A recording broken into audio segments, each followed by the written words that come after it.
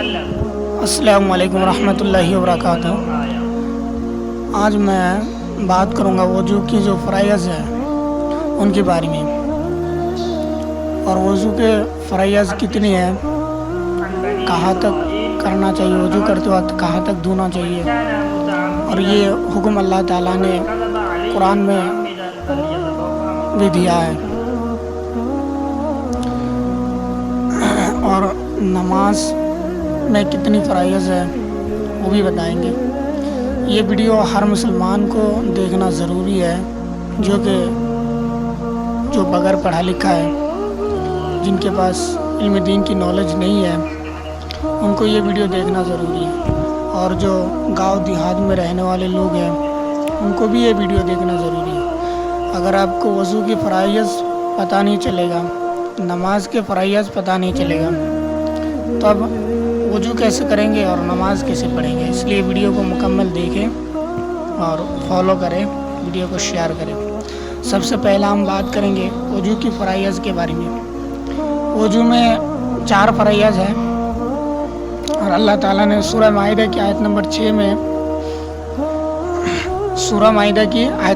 में वज़ू का हुक्म दिया है।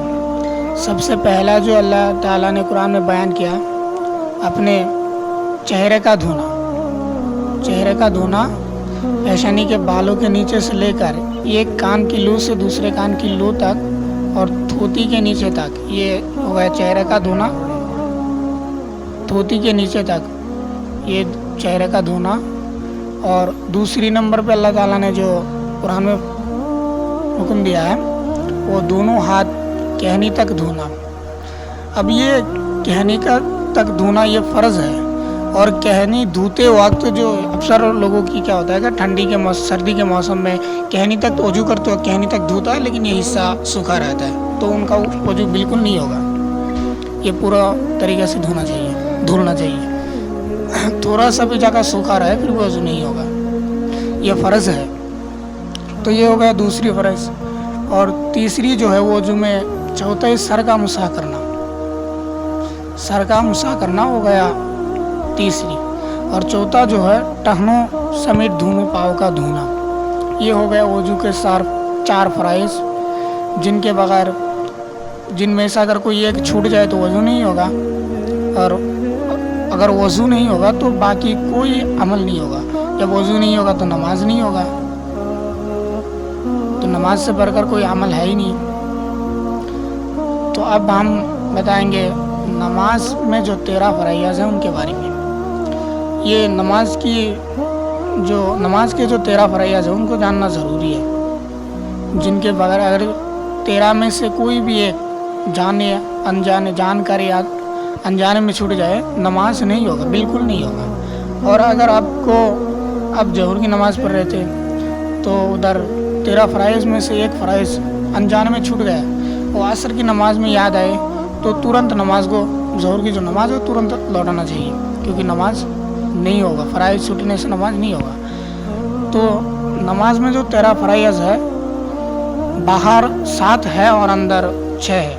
बाहर वाले जो 7 है उनको शरायत नमाज कहते हैं, और अंदर जो 6 है उनको फ़राइज़ नमाज कहते हैं। तो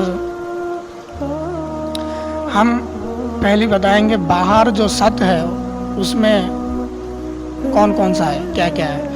बाहर जो 7 शरायत है नमाज की, वो सबसे पहला 1 नंबर शरायत तो ये है कि बदन का पाक होना।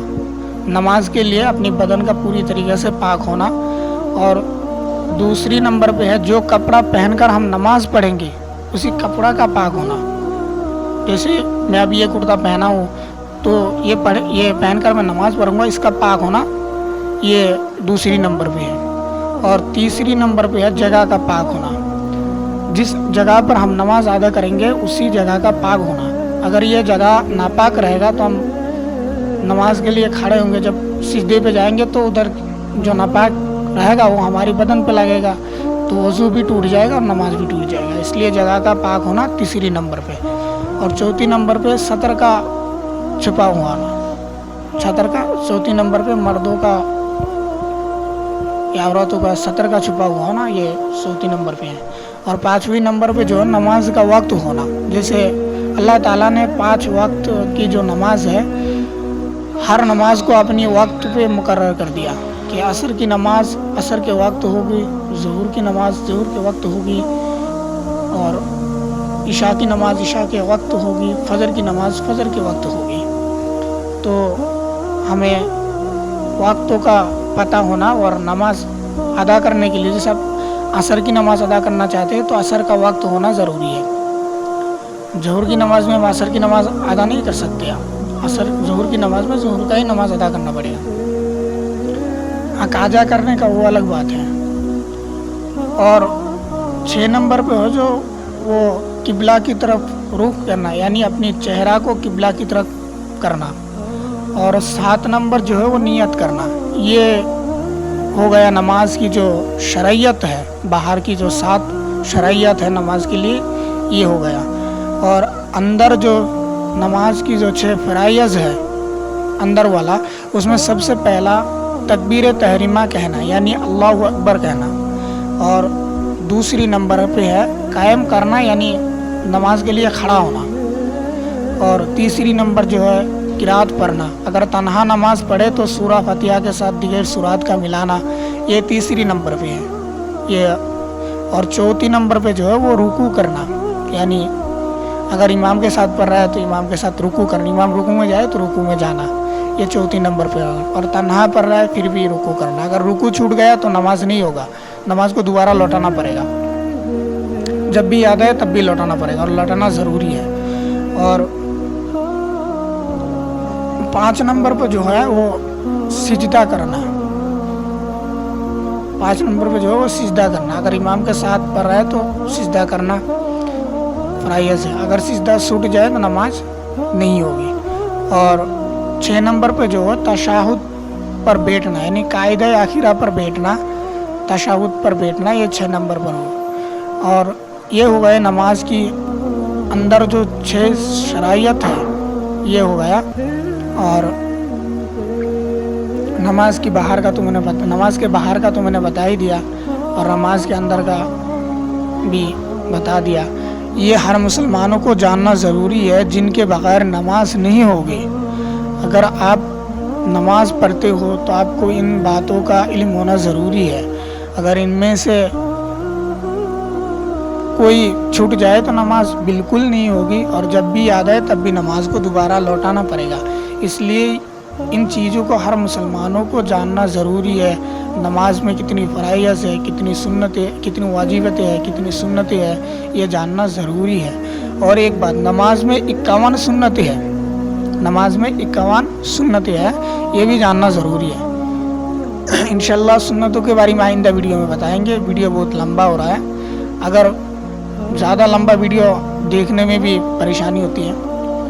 ویڈیو اچھا لگے تو شیئر کرنا اور فالو کرنا ITV Assam Facebook page کو. اور یوٹیوب میں جا کر سرچ کرنا Islamic TV Assam YouTube channel. اس میں بھی ہم انشاءاللہ نماز سے جڑے ہوئے ہر مسئلہ بتاتے رہتے ہیں، اور انشاءاللہ آئندہ بھی بتائیں گے. اور فیس بک پیج کو فالو کرنا، ویڈیو کو شیئر کرنا، تاکہ ہم نماز کی دوسرا مسئلہ آپ کے سامنے بیان کروں.